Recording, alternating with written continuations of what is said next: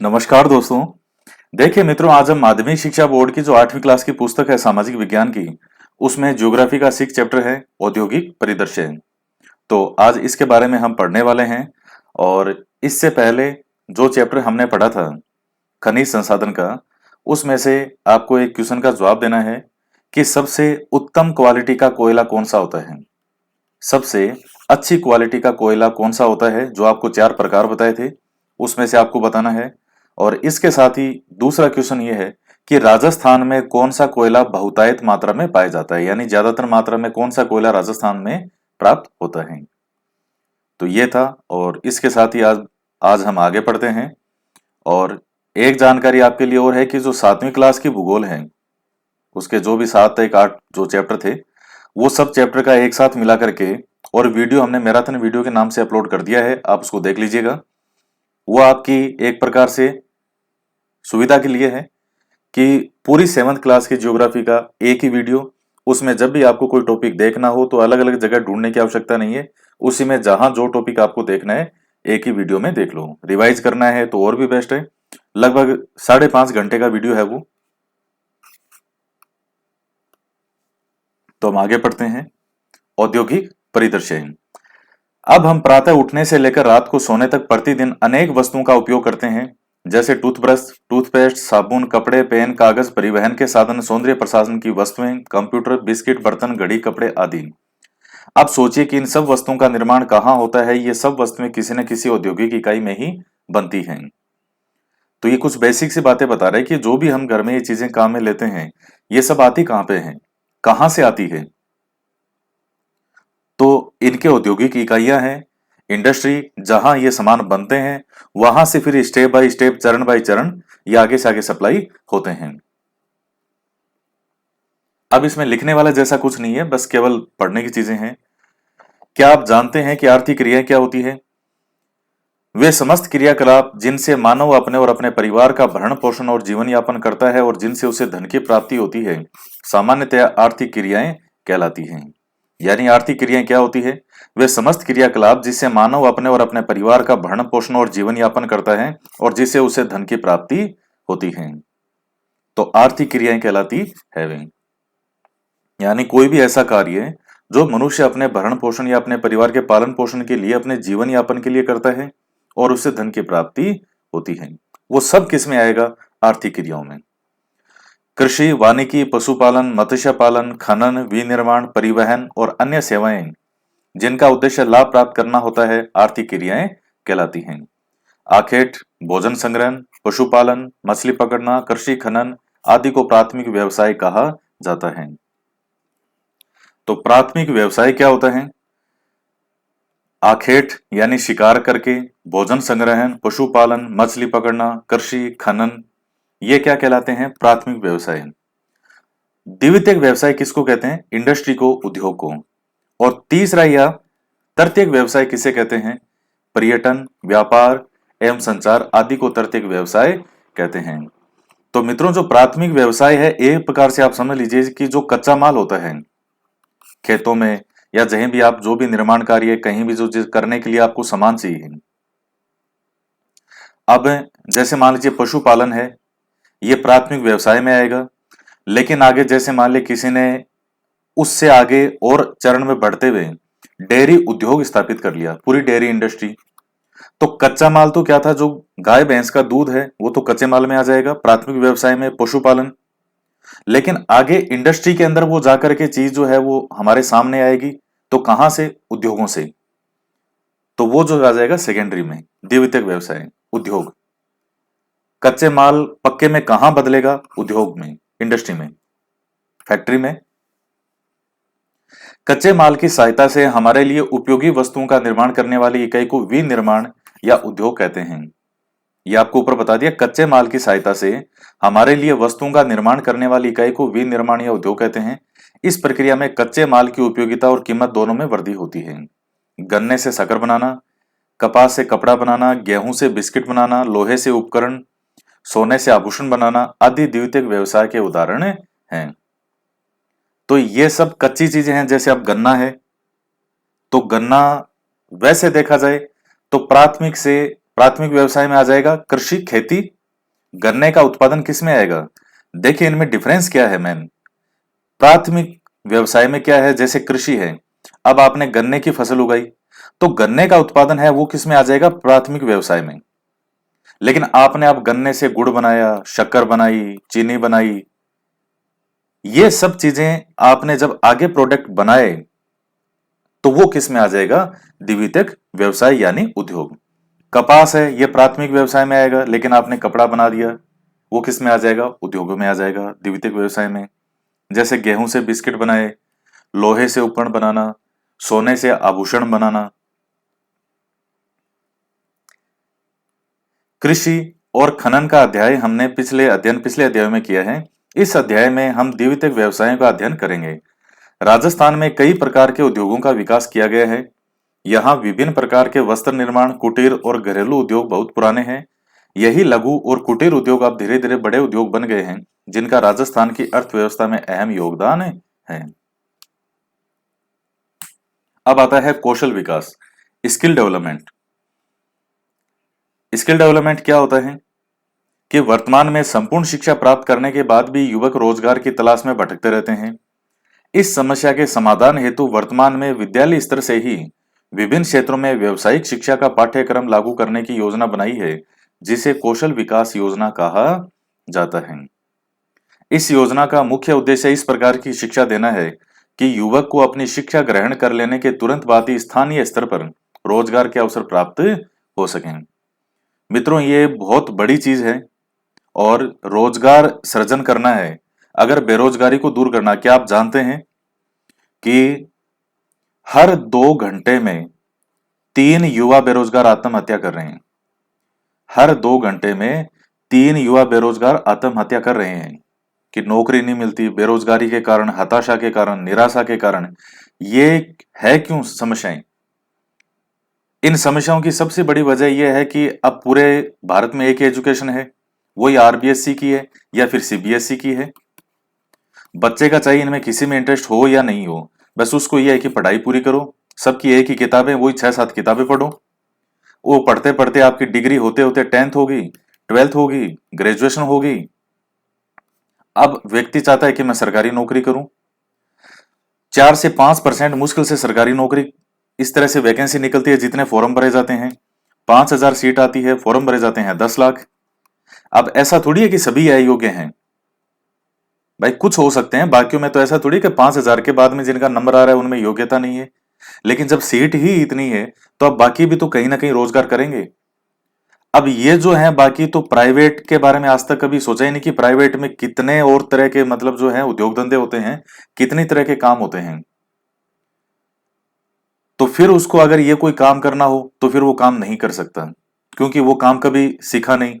और चूंकि डिग्री उसके पास ग्रेजुएशन की है कि मेरे पास ग्रेजुएशन की डिग्री है, इंजीनियरिंग की डिग्री है, ये वो डिग्री है, तो उसके बाद दूसरे अगर कोई काम करता है जो प्राइवेट रोजगार, तो फिर उसको वो अपने स्तर से नीचे का लगता है, उसको लगता है कि ये काम मेरे लायक नहीं है।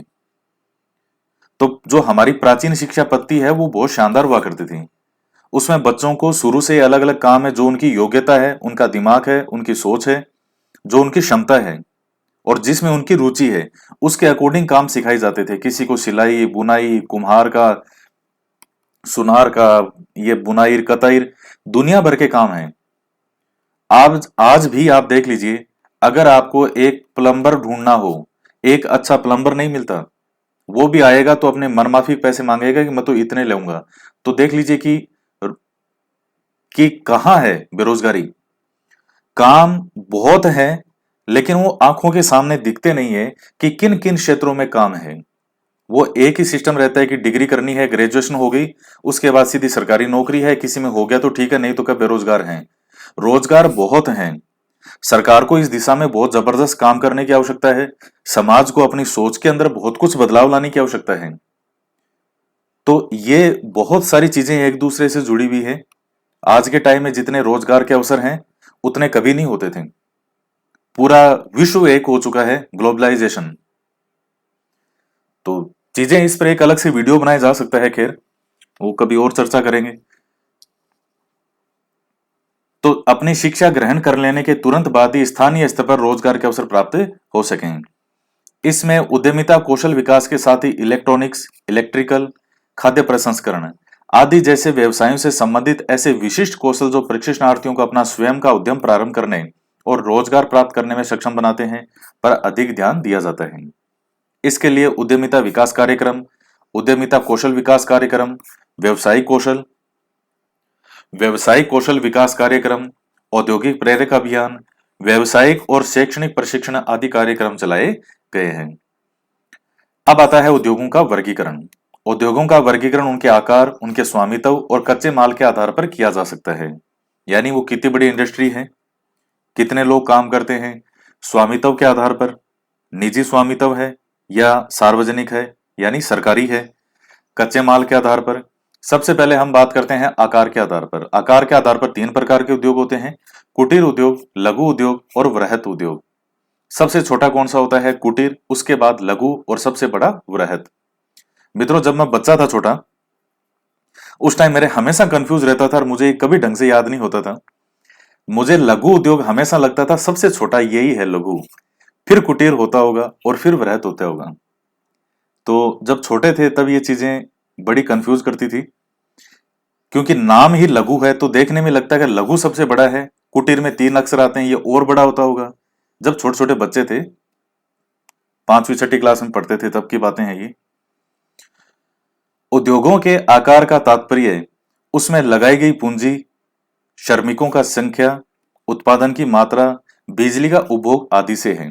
अब आपने देखा आकार के आधार पर, तो आकार कैसे? आकार के आधार पर तो उसमें कितनी पूंजी लगाई गई है, श्रमिकों की संख्या कितनी है, कितना उसमें प्रोडक्शन होता है, कितना उत्पादन होता है, कितना बिजली का उपभोग होता है। कुटीर या घरेलू उद्योग, यानी आप देखिए कुटीर का ही दूसरा नाम घरेलू उद्योग भी है, जो अपने छोटे स्तर पे, घर के स्तर पे किए जाते हैं, जो अपने परिवार के सदस्यों की सहायता से अपने घर पर चलाए जाते हैं। अब जैसे मान लीजिए अगरबत्ती बनाना है और घर के कुछ मेंबर हैं वो मिल करके और अपने घर में अगरबत्ती बनाने का काम करते हैं, वो किस में आएगा? कुटीर या घरेलू उद्योग में। अब जैसे मान लीजिए पापड़ बनाना, अब छोटे स्तर पे अपने घर पे जैसे मान लीजिए 4-5 मेंबर मिल करके और या 4-5 महिलाएं मिल करके पापड़ बनाने का काम करती है, वो किस में आ जाएगा? कुटीर या घरेलू उद्योग। लेकिन वो ही चीज बड़े स्तर पे हो तो वो लघु उद्योग में भी चेंज हो सकता है। तो ये इसलिए तो इसने ये कहा, कोई फिक्स नहीं है, उसको बांध नहीं सकते आप। इसलिए तो इसने कहा कि कितनी पूंजी लगी है, कितने श्रमिक हैं, कितनी उत्पादन की मात्रा है, कितना बिजली का उपभोग होता है। इसमें शिल्पकारों के द्वारा उत्पादों का निर्माण हाथ से किया जाता है, जैसे टोकरी बुनाई, मुर्गी पालन, स्वेटर बनाना, लकड़ी के उपकरण, मिट्टी के बर्तन, रस्सी बनाना आदि कुटीर उद्योगों के उदाहरण हैं। देखिए मिट्टी के बर्तन तो आपने भी बनाए होंगे, हमने भी बनाए जब हम छोटे थे। तो ये मिट्टी के बर्तन तो क्या, खिलौने मिट्टी के बनाए करते थे। जैसे वो अच्छी मिट्टी होती थी उसकी गाड़ी बन जाती थी, टायर बन जाते थे, बड़ी लंबी सी, फिर उसके पीछे और एक गाड़ी जोड़ करके इस तरह से बड़ी सुंदर सुंदर गाड़ियां बनती थी इस प्रकार से, और बहुत ही शानदार।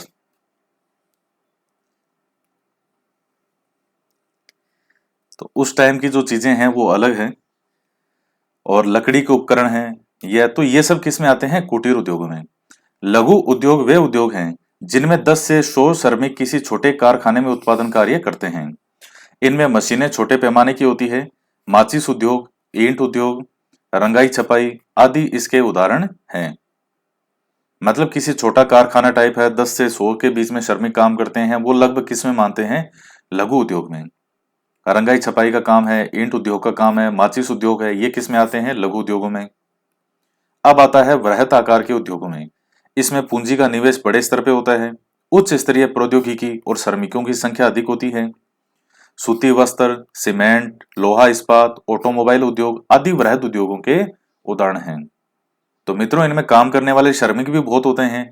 500, 1000, 2000, 2500, 5000, 10,000 तक श्रमिक होते हैं। बहुत बड़े स्तर पे उत्पादन होता है, बहुत बड़े स्तर पे इनमें पैसा लगता है। तो यही कहा कि कितनी पूंजी लग रही है, कितने श्रमिक हैं, कितनी मात्रा है, बिजली का कितना उपभोग है। तो आप समझ गए होंगे अब जैसे मैं बचपन में कंफ्यूज होता था, वैसे कंफ्यूज नहीं होना है। सबसे छोटा होता है कुटीर उद्योग, लघु उद्योग, और उसके बाद आता है वृहत उद्योग। अब आता है कच्चे माल के आधार पर। सबसे पहला कौन सा है? कृषि पर आधारित, दूसरा समुद्र पर आधारित, तीसरा खनिज पर आधारित, और चौथा वन पर आधारित। तो देखिए क्या क्या इसमें डिफरेंस है। यानी कृषि पर जो आधारित हो उद्योग, जैसे मान लीजिए सूती वस्त्र है, शक्कर है, तो ये सब किस पर है? कृषि पर आधारित उद्योग हैं। अब जैसे मान लीजिए कपास है, अगर कपास की फसल पूरी तरह से नष्ट हो गई एक साथ, या अकाल पड़ गया, गन्ने की फसल है, उसमें नुकसान हो गया, एक साथ अकाल पड़ गया, तो इसके आधार पर जो कपड़े बनते हैं, जो शक्कर गुड़ बनेंगे, क्या वो बनेंगे? नहीं, पूरी इंडस्ट्री ठप हो जाएगी। तो जो किस पर डिपेंड है? कृषि पर। समुद्र पर आधारित, समुद्र खाद्य प्रसंस्करण, मत्स्य तेल, फिर खनिज आधारित है, और वन आधारित औषधि, कागज, फर्नीचर इत्यादि। ऐसे सभी उद्योगों को कृषि आधारित उद्योगों में सम्मिलित किया जाता है, जिनमें कच्चे माल के रूप में कृषि उत्पादों का उपयोग किया जाता है, जैसे खाद्य संसाधन, वनस्पति तेल, सूती वस्त्र, डेयरी उत्पाद और चमड़ा उद्योग आदि। तो कृषि आधारित उद्योग में सम्मिलित किसको किया जाता है? जैसे जो कच्चे माल के रूप में कृषि उत्पादों का उपयोग करते हैं। तो इसमें सब जैसे डेयरी प्रोडक्ट हैं, सूती वस्त्र हैं, वनस्पति तेल है, खाद्य संसाधन है, चमड़ा उद्योग है। समुद्र आधारित उद्योगों में सागरों और महासागरों से प्राप्त उत्पादों का उपयोग कच्चे माल के रूप में किया जाता है, जैसे मत्स्य तेल, समुद्री खाद्य प्रसंस्करण। खनिज आधारित उद्योगों में खनिज अयस्कों का उपयोग कच्चे माल के रूप में करते हैं। इन उद्योगों के उत्पाद अन्य उद्योगों का पोषण करते हैं। अयस्क से निर्मित लोहा खनिज आधारित उद्योग का। आप में से एक विद्यार्थी ने कमेंट किया था, सर आप अयस्क को अयस्क बोलते हो। अयस्क ये जो है ना, से आधा ढंग से नहीं मेरे से बोला जाता होगा, तो ये अयस्क तो कभी बोलने में हो जाता है, जो देसी पना जो होता है अपनी भाषा का जो होता है वो नहीं छूटता, किसी ना किसी अक्षर में वो आ ही जाता है। तो कभी इस तरह से बोलने में हो भी जाए तो आप बता दिया करो। अब जैसे एक बार किसी विद्यार्थी ने कमेंट किया था, सर आप अब जैसे ये है, अब इसको बोलेंगे क्या? शब्द। कई बार शब्द निकल गया, ये शब्द। तो हालांकि मेरा ही उच्चारण गलत है, शब्द नहीं शब्द होता है, तो कई बार बोलने में हो जाता है। तो आप मुझे बोल दिया करो कि सर ये, तो उसको और उच्चारण को भी अपने और साफ करेंगे। इस तरह की चीजें बतानी भी चाहिए ताकि आदमी ध्यान रखे, धीरे धीरे सुधार होता है, मेरे भी बोलने में सुधार होगा। तो अयस्क से निर्मित लोहा खनिज आधारित उद्योग का उदाहरण है। इसे आधारभूत उद्योग भी कहा जाता है, क्योंकि इस पर कई अन्य उद्योगों का विकास होता है। अब मित्रों, अब जैसे लोहा खनिज है, तो इस पर आधारित, जैसे लोहा खनिज आधारित उद्योग का उदाहरण है, इसे आधारभूत उद्योग क्यों कहते हैं? क्योंकि इस पर डिपेंड है बाकी उद्योग। लोहे से कितनी तरह के मशीनें, लोहे से तो कितनी चीजें बनती हैं, भवन निर्माण सामग्री, रेल के डिब्बे, बसें वगैरह, कितनी चीजें बनती है, वो सब लोहे पर डिपेंड है। तो लोहा क्या हो गया? एक आधारभूत उद्योग है। वन आधारित उद्योगों में वनों से प्राप्त उत्पाद का उपयोग कच्चे माल के रूप में करते हैं।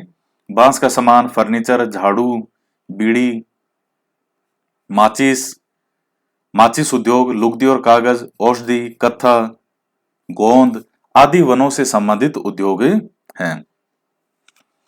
तो इन पर फिर आगे जो है इनसे चीजें बनती हैं। और ये कत्था चुनने का काम ज्यादातर कौन सी जनजाति करती है? कथोड़ी जनजाति। अब आता है लघु और कुटीर उद्योगों का विकास। ये देखिए कितने प्यार से बना रहे हैं, ये मिट्टी से बर्तन निर्माण, ये मिट्टी का बर्तन बना रहे हैं। बांस से वस्तुओं का निर्माण, तो ये टोकरियां वगैरह बना रहे हैं। कुटीर और लघु उद्योगों के विकास के लिए राजस्थान लघु उद्योग निगम प्रयासरत है।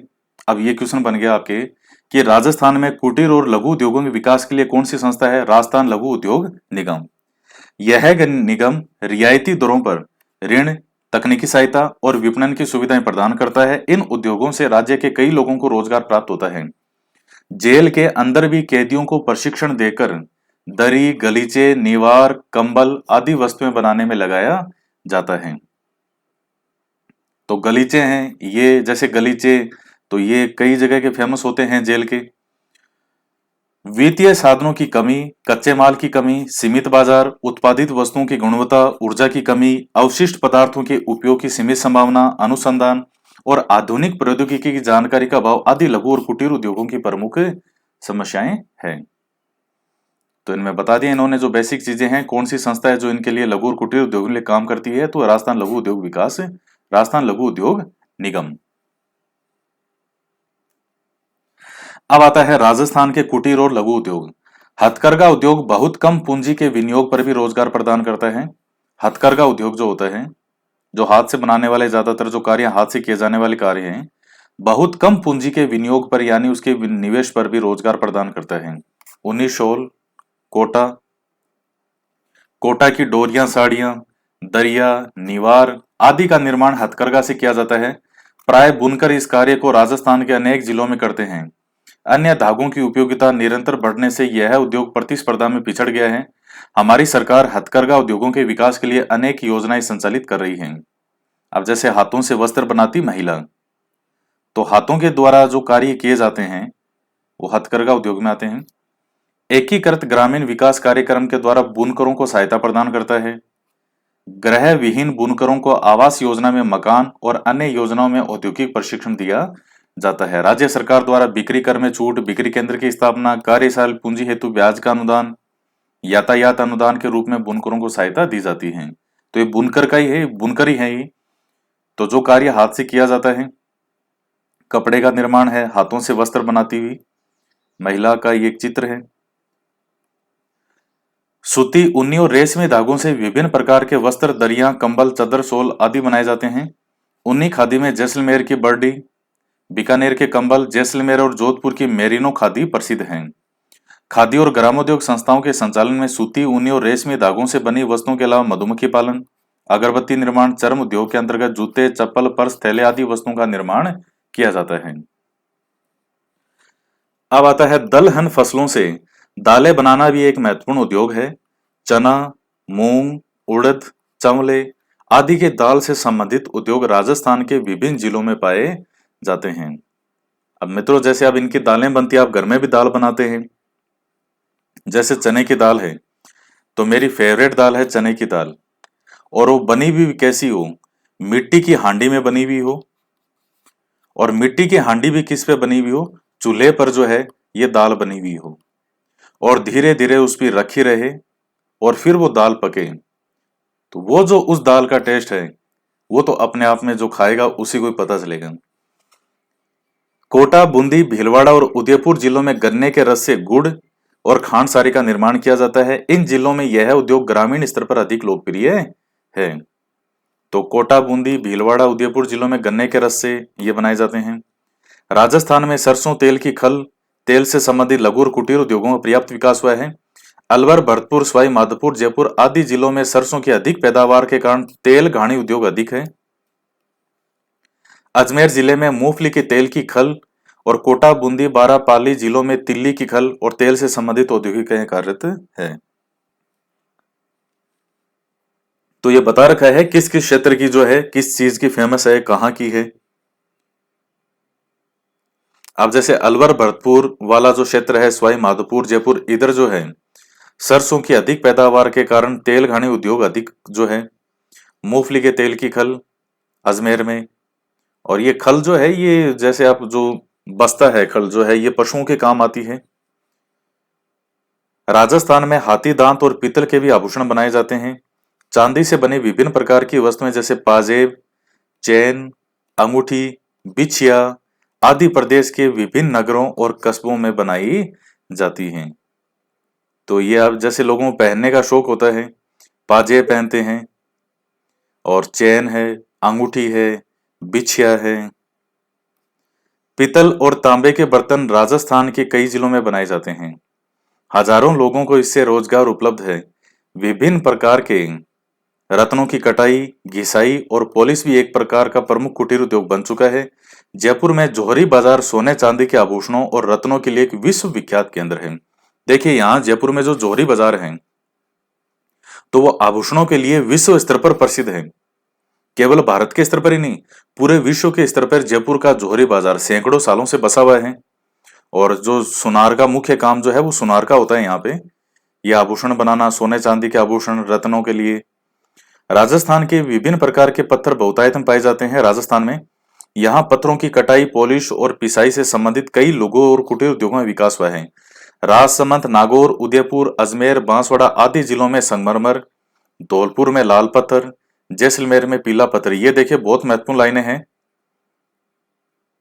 जैसे धौलपुर में लाल पत्थर, जैसलमेर में पीला पत्थर। जैसे आप जैसलमेर की जो हवेलियां हैं, जो फेमस हवेलियां, तो वो आपको पीला पत्थर दिखेगा। जैसलमेर का फोर्ट है, किला जो है, तो वो भी पीले पत्थरों से निर्मित है। और यही कारण है कि जब वो रोशनी पड़ती है उस पे तो वो सोने जैसा चमकता दिखाई देता है। तो ये आप ध्यान में रखें। कोटा में कोटा स्टोन। जालोर में ग्रेनाइट उद्योग का विकास हुआ है। जालोर में ग्रेनाइट, संगमरमर और ग्रेनाइट पत्थरों का निर्यात विदेशों में भी किया जाता है, जिससे राज्य में इस उद्योग का बहुत विकास हुआ है। इनके अतिरिक्त इलेक्ट्रिकल और इलेक्ट्रॉनिक से संबंधित उद्योग, कंप्यूटर द्वारा प्रिंटिंग, निमंत्रण पत्र व ग्रीटिंग कार्ड आदि तैयार करने संबंधित उद्योग, छोटी मशीनें और उनसे संबंधित उपकरण, लोहे के बोल्ट, कील आदि बनाने के लिए भी कुटीर और लघु इकाइयों के रूप में कार्य कर रहे हैं। तो ये कुछ बेसिक जानकारियां थी लघु और कुटीर उद्योगों के बारे में। अब आता है वृहद उद्योग। राजस्थान में पंचवर्षीय योजनाओं के माध्यम से आधारभूत सुविधाओं का विस्तार, जैसे ऊर्जा के साधन, पानी, परिवहन, संचार, बैंकिंग व्यवस्था आदि से औद्योगिक विकास परिदृश्य में महत्वपूर्ण परिवर्तन के साथ ही राज्य को औद्योगिक दृष्टि से राष्ट्रीय स्तर पर पहचान मिली है। तो अब कौन कौन से हैं ये हम देखेंगे। अब आता है सूती वस्त्र उद्योग। तो यह आधुनिक वस्त्र उद्योग है। जैसे जैसे नई नई टेक्नोलॉजी आती है, कपड़ा मानव की प्रमुख जरूरतों में से एक है, इसलिए सूती वस्त्र उद्योग विश्व के प्रमुख और प्राचीनतम उद्योगों में से एक है। 18वीं सदी की औद्योगिक क्रांति तक सूती वस्त्र हस्तकताई तकनीकों और हथकरघों से बनाए जाते थे। जो हाथों से निर्मित कार्य हैं वो आते हैं इसमें। और 18वीं सदी में जो औद्योगिक क्रांति होती है उससे पहले हाथ से ही बनाते हैं। आप प्राचीन भारत में और जो भारत का व्यापार है उसमें आप देख चुके हैं, अंग्रेजों के आने के बाद भारत के सारे उद्योग धंधे नष्ट हो गए थे। हमारे देश में उच्च गुणवत्ता के सूती वस्त्रों का उत्पादन करने की गौरवपूर्ण परंपरा रही है। ब्रिटिश शासन से पूर्व हाथ से कताई और हाथ से बुने हुए वस्त्रों का एक विस्तृत बाजार था। ढाका की मलमल, मुसलीपट्टनम की छींट, कालीकट के कैलिको तथा बुरहानपुर, सूरत, बड़ोदरा के सुनहरी जरी के काम वाले सूती वस्त्र गुणवत्ता और डिजाइनों के लिए विश्व विख्यात थे। तो ये फेमस थे। आपसे पूछ सकता है छींट कहाँ की प्रसिद्ध है, मुसलीपट्टनम की, मलमल ढाका की, अब तो ये बांग्लादेश का पार्ट हो गया, कालीकट के कैलिको, बुरहानपुर ये एमपी में है, सूरत बड़ोदरा गुजरात में है कि सुनहरी जरी का काम। वर्तमान में भारत में सूती वस्त्रों का सर्वाधिक उत्पादन महाराष्ट्र और गुजरात राज्यों में होता है। मुंबई को सूती वस्त्रों की राजधानी कहा जाता है। तो दोस्तों ये आप चीजें ध्यान में रखें। तो मुंबई को सूती वस्त्रों की क्या कहते हैं, राजधानी। वस्त्र निर्माण राजस्थान का सबसे प्राचीन उद्योग है। पहली मिल अजमेर जिले के ब्यावर में 1889 में स्थापित हुई, लेकिन भीलवाड़ा जिले का राजस्थान में वस्त्र निर्माण में प्रमुख स्थान है। भीलवाड़ा को राजस्थान की वस्त्र नगरी अथवा राजस्थान का मानचेस्टर के नाम से जाना जाता है। मानचेस्टर जो है ये ब्रिटेन की मिलों के नाम थे और यहाँ राजस्थान में इसको वस्त्र नगरी कहते हैं। सूती वस्त्रों की राजधानी वो मुंबई, राजस्थान की वस्त्र नगरी भीलवाड़ा, राजस्थान का मानचेस्टर भीलवाड़ा। और सबसे पहली मिल यहाँ कहाँ स्थापित होती है, अजमेर जिले के ब्यावर में 1889 में। और ये ब्यावर में मित्रों जब आप 1857 की क्रांति पढ़ते हैं तो उसमें 6 सैनिक छावनियां होती है उस समय। तो उन 6 सैनिक छावनियों में 2 सैनिक छावनी ऐसी थी जहां सैनिक छावनी थी लेकिन फिर भी विद्रोह नहीं हुआ। उसमें से जो 2 वो सैनिक छावनियां थी, एक तो थी खेरवाड़ा और दूसरी थी ब्यावर। तो ये ब्यावर वो सैनिक छावनी भी थी जहां 1857 की क्रांति के समय जहां सैनिक छावनी होने के बावजूद भी यहां विद्रोह नहीं हुआ। तो ये अजमेर जिले में है, ब्यावर। भीलवाड़ा को और वस्त्रों की रंगाई छपाई बंदेज कार्य हेतु जयपुर, सांगानेर, बगरू, बगरू प्रिंट के नाम से भी आता है, बगरू प्रिंट। जोधपुर, चूरू, बीकानेर, नागौर प्रमुख केंद्र हैं। सिले सिलाई वस्त्र की दृष्टि से जयपुर और जोधपुर प्रमुख है। अब आता है सीमेंट उद्योग। यह वर्तमान में प्रमुख भवन निर्माण सामग्री बन गया है। भारत में सर्वप्रथम सन 1904 में मद्रास यानी चेन्नई में समुद्री सीपियों से सीमेंट बनाने का प्रयास किया गया था। कब? 1904 में मद्रास में। राजस्थान में इस उद्योग के विकास की पर्याप्त संभावनाएं हैं। राज्य का पहला सीमेंट कारखाना 1915 ईस्वी में बूंदी जिले के लाखेरी में खोला गया था। तो यह आप ध्यान में रखें इस चीज को कि राजस्थान के अंदर सबसे पहला सीमेंट कारखाना कहां खोला गया था? तो बूंदी जिले के लाखेरी में। सीमेंट उत्पादन के लिए चूना पत्थर, जिप्सम और कोयला प्रमुख कच्चा माल है। इसमें से चूना पत्थर तथा जिप्सम राज्य में पर्याप्त मात्रा में मिलता है, लेकिन कोयला एमपी, छत्तीसगढ़ आदि अन्य राज्यों से मंगाना पड़ता है। आप देख चुके हैं कि चूना पत्थर और जिप्सम है वो राजस्थान में भरपूर है, लेकिन कोयला कम है। और आज आपसे क्वेश्चन भी पूछा था कि जो कोयला मिलता है राजस्थान में बहुतायत मात्रा में, वो कौन सा है, लेकिन वो उतनी अच्छी क्वालिटी का नहीं है जो टॉप वाला होना चाहिए। कच्चे माल की उपलब्धि के कारण चित्तौड़गढ़ जिला सीमेंट उत्पादन के लिए आदर्श जिला माना जाता है। चित्तौड़। इसके अतिरिक्त जैसलमेर, कोटा, नागौर, पाली, सवाई माधोपुर, उदयपुर, अजमेर, बांसवाड़ा आदि जिलों में भी सीमेंट इकाइयां कार्यरत है। अब आता है शक्कर उद्योग। यह एक कृषि आधारित मौसमी उद्योग है जिसका कच्चा माल गन्ना है। तो अधिकांशतः गन्ना उत्पादन क्षेत्र में ही स्थापित किया जाता है ताकि इजीली उसको लाया जा सके, क्योंकि गन्ना जितना दूर लेके जाएगा तो उसमें जो रस होता है वो भी सूखता जाता है। राजस्थान की पहली शक्कर मिल 1932 में चित्तौड़गढ़ जिले के भोपाल सागर में निजी क्षेत्र में स्थापित की गई थी, जो वर्तमान में बंद है। तो शक्कर उद्योग में पहली कहां थी? 1932 में चित्तौड़गढ़ जिले के भोपाल सागर में। एक शक्कर मिल श्री गंगानगर जिले में स्थित है। बूंदी जिले के केशोराय पाटन में भी एक शक्कर मिल है जो कि वर्तमान में बंद है। तो क्या आप जानते हैं तीव्र औद्योगिक विकास और रोजगार के साधनों में वृद्धि के उद्देश्य से विशिष्ट आर्थिक क्षेत्रों का निर्माण किया गया है जिन्हें सेज भी कहा जाता है। राज्य का सबसे बड़ा सेज सीतापुरा जयपुर में स्थापित किया गया है। तो ये जयपुर में है, बहुत बड़े एरिया के अंदर है, स्पेशल इकोनॉमिक जोन। तीव्र औद्योगिक विकास और रोजगार के साधनों में वृद्धि के उद्देश्य से विशिष्ट आर्थिक क्षेत्रों का निर्माण किया गया है। सारी सुविधाएं मिलेगी, अलग अलग जो प्लांट है वो लगाए जाएंगे, सारी फैसिलिटी, काम सिखाया जाएगा कैसे करना है, बहुत सारी चीजें हैं सेज में। अन्य उद्योग, इसके अलावा राज्य में इंजीनियरिंग और इंस्ट्रूमेंट उद्योग कोटा, भरतपुर, जयपुर, अजमेर, अलवर में भी सफलतापूर्वक स्थापित किए गए हैं। रासायनिक उद्योग डीडवाना, कोटा, अलवर, उदयपुर और चित्तौड़गढ़ में स्थापित हैं। अब देखिए इंजीनियरिंग और इंस्ट्रूमेंट्स जो बनाने के उद्योग का है, कोटा, भरतपुर, जयपुर, अजमेर, अलवर इत्यादि में। रासायनिक जो है वो डीडवाना, कोटा, अलवर, उदयपुर, चित्तौड़। झुंझुनू के खेतड़ी में खेतड़ी कॉपर कॉम्प्लेक्स, उदयपुर में हिंदुस्तान जिंक लिमिटेड स्थित है। भिवाड़ी, पिलानी, जोधपुर में इलेक्ट्रॉनिक्स के कारखाने हैं। तो अभी उदयपुर में कौन सा है? Hindustan zinc limited. खेतड़ी में खेतड़ी कॉपर कॉम्प्लेक्स। क्या आप जानते हैं मेक इन इंडिया इस शब्द का अर्थ है भारत में बनाओ। इस योजना के माध्यम से भारत सरकार चाहती है कि हमारे जीवन में काम आने वाली सभी प्रकार की आवश्यक वस्तुओं का निर्माण भारत में ही हो। ऐसी सभी वस्तुओं पर मेड इन इंडिया लिखा हुआ है। यह तभी संभव है जब वस्तु का निर्माण भारत में हुआ हो। इसका लाभ यह होगा कि देश में बनी वस्तु की कीमत कम होगी तथा वस्तुओं का निर्यात कर राज्य की आय में वृद्धि की जा सकती है। तो मित्रों, ये मेक इन इंडिया पे जब कार्य चल रहा है उसी समय एक महामारी आती है, कोरोना। और कोरोना से लोगों ने बहुत कुछ सीखा, देशों ने बहुत कुछ सीखा, जो सरकारें हैं उन्होंने बहुत कुछ सीखा, और भारत सरकार ने भी कहा कि आत्मनिर्भर बनो। तो इसके लिए जब भारत के अंदर ही सब चीजें डेवलप की जाए, यही बने, तो उस चीज की कोई भी होड़ नहीं हो सकती, वो सबसे बेस्ट है।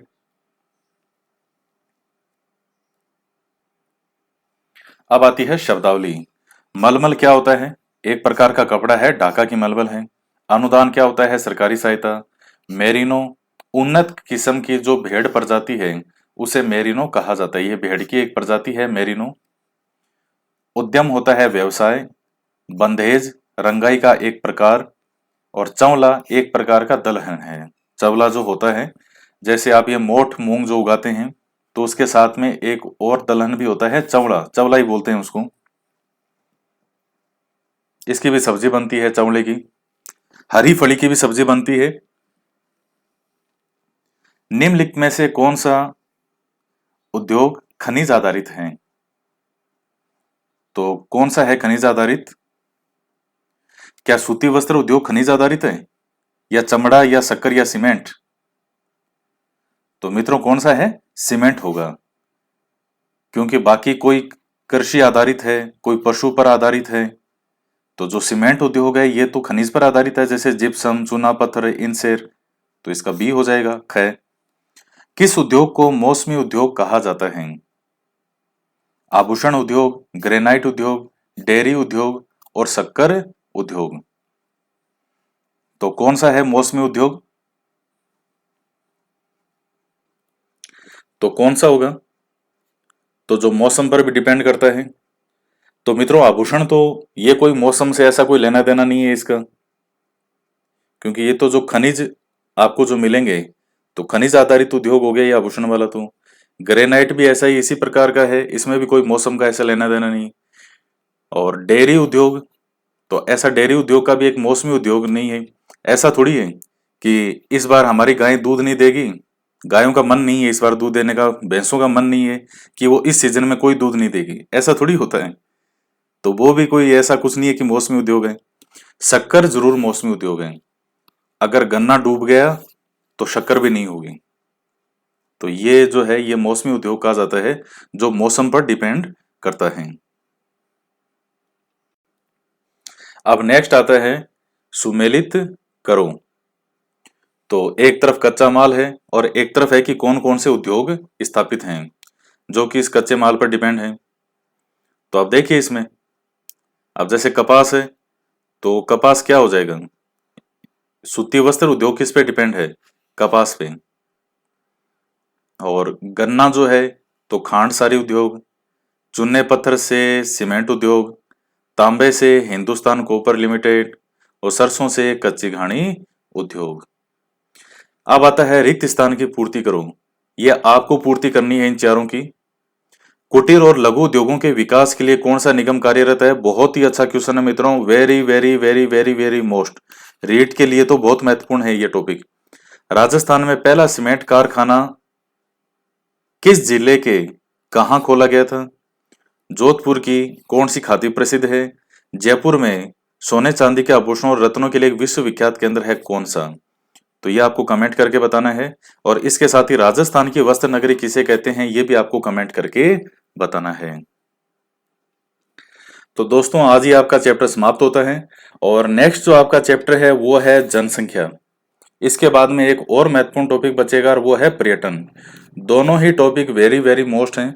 तो 7वां और 8वां कंप्लीट होते ही आपकी ये ज्योग्राफी जो है 8th क्लास की कंप्लीट हो जाएगी। और जो ऑनलाइन टेस्ट सीरीज जो हमने चला रखी है ऐप पर जो चल रही है, उसमें 6th, 7th, 8th और 9th इन सब के हिस्ट्री के टेस्ट पेपर कंप्लीट हो चुके हैं। 41 पेपर, 41 पेपर जो हैं वो बन चुके हैं। और अब 10th क्लास के 3 चैप्टर हैं। इस वीक में 3 चैप्टर के जो हैं वो क्वेश्चन भी कंप्लीट हो जाएंगे। ये आपके लिए शॉर्ट नोट का भी काम भी कर रहे हैं। उसके बाद 6 से 10th की ज्योग्राफी के पेपर अपलोड होंगे, फिर पॉलिटी के पेपर अपलोड होंगे। और उसके बाद एक बहुत धांसू सरप्राइज है आपके लिए इसी टेस्ट सीरीज के अंदर ही। कोई अलग से पेमेंट नहीं करना है आपको। इसी टेस्ट सीरीज में एक धांसू सरप्राइज है जो अब तक मैंने ओपन नहीं किया है, वो आपको मैं बताने वाला हूं 1-2 दिन के अंदर, जल्दी आपको बताएंगे। तो आप लगातार वहां जो है उसको ज्वाइन जो है टेस्ट पेपर जो कर रहे हैं लगातार पढ़ते रहें। और एक चीज उसमें ध्यान रखिएगा, ये टेस्ट पेपर आपके लिए शॉर्ट नोट्स का काम भी कर रहे हैं। इनको करने की विधि ऐसा नहीं है कि आपने एक बार ये पेपर सोल्व कर लिया और उसके बाद इसको छोड़ दिया। ये तो बेसिक जीके हैं, जैसे आपको अपना नाम याद है वैसे ये चीजें आपको याद होनी चाहिए। डेली का इन पेपर को आंखों से निकालें और ये स्थिति आ जानी चाहिए कि आपको ऑप्शन देखने के लिए नीचे नहीं जाना पड़े कि ऑप्शन इसका कौन सा है, आता है उसको फिर से देखो। ये चीजें आपके ट्विस्ट पे होनी चाहिए। इन चीजों को क्या वजह है, इनका सबसे महत्वपूर्ण ये जो पेपर आरबीएससी के आधार पर जो रखे जा रहे हैं उसका सबसे बड़ा रीजन एक ही है कि ये चीजें आपके टिप्स पर होनी चाहिए। आपको इनका उत्तर देखने की आवश्यकता नहीं पड़नी चाहिए। ये इनकी कम से कम इन चीजों की तो ये तैयारी आपकी होनी चाहिए। तो रेगुलर आप जब इनको देखते रहेंगे तब आपकी ये चीजें इतनी स्ट्रोंग हो जाएगी कि इनके बल पे जब ये चीजें आपको फिक्स याद होगी तो एग्जाम में कोई क्वेश्चन कई बार आपको नहीं भी आ रहा होगा फिक्स, तो भी इस नॉलेज के बल पे जो कि आपको अच्छे से याद है आप उसको सोल्व कर पाएंगे। और भी इसमें कई तरह की चीजें हैं जो मैं आपको जल्दी और बताने वाला हूं कि क्या क्या इसका चीज का है, क्या है, कैसे और है।